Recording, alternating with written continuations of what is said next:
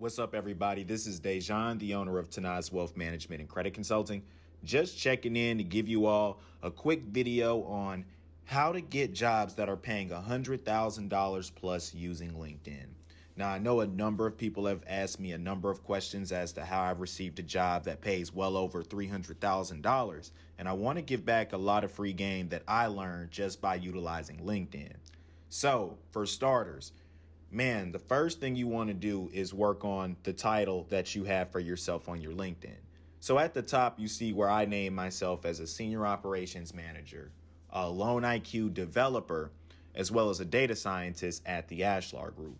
So the most important thing that you want to first focus on is the actual title of your job. So I am a senior operations manager through the Ashlar Group, but my job consists of being a developer for Loan IQ.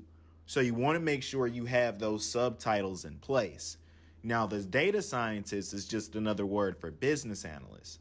So I previously came from business analyst work, and I add that into my title as well because they all correlate with one another, even doing data scientist work with Loan IQ developers.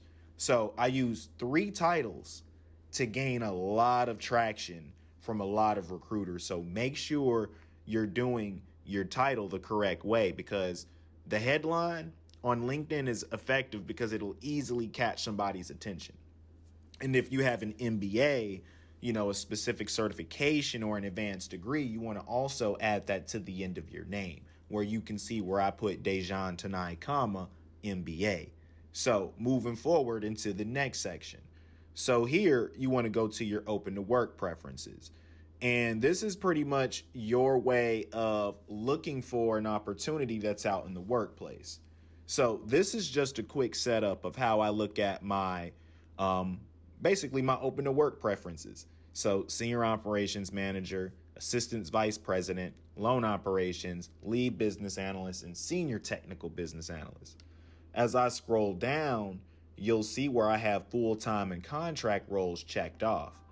Now, one of the biggest problems with a lot of people that utilize LinkedIn is that they don't click this option and go share with all LinkedIn members. That way, everyone can see that you're open to work.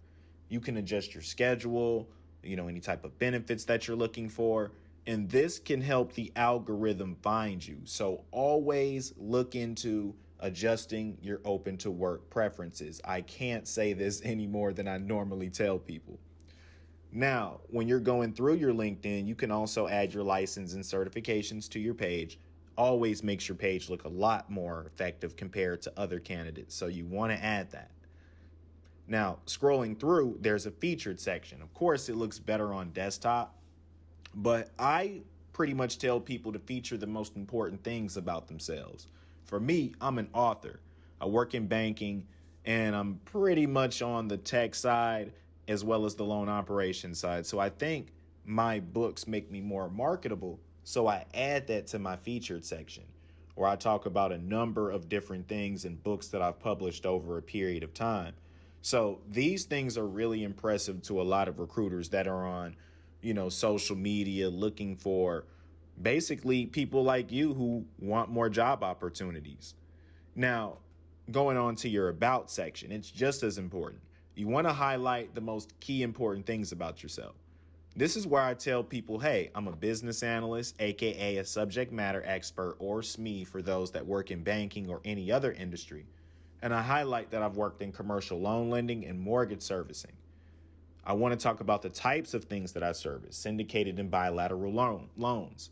These are all key words. Look at how I'm going throughout my profile, highlighting the most important things that I see for those that may be looking at my profile.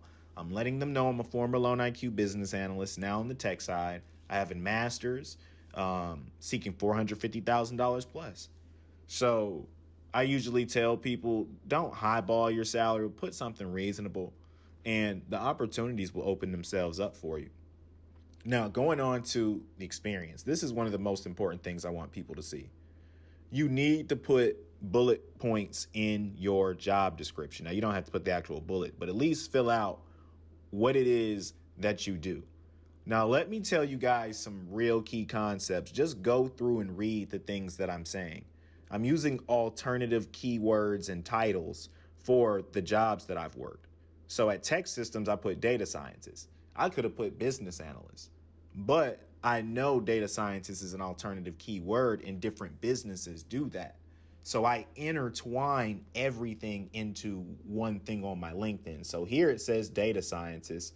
Up here it says loan IQ developer, which is what I typically do.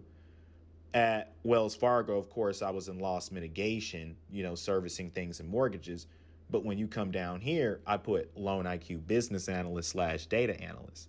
And I want people to know there are a number of different keywords that businesses use. So Bank of America might say loan IQ business analyst. You might go to somewhere like Chase, they might say data scientist, but it's the same exact thing. So you want to cover all grounds as far as the type of roles that you can pick up on the algorithm. That's my reason of saying utilize those subtitles. Sometimes I call them tri-titles because I have 3 things instead of 1 or 2.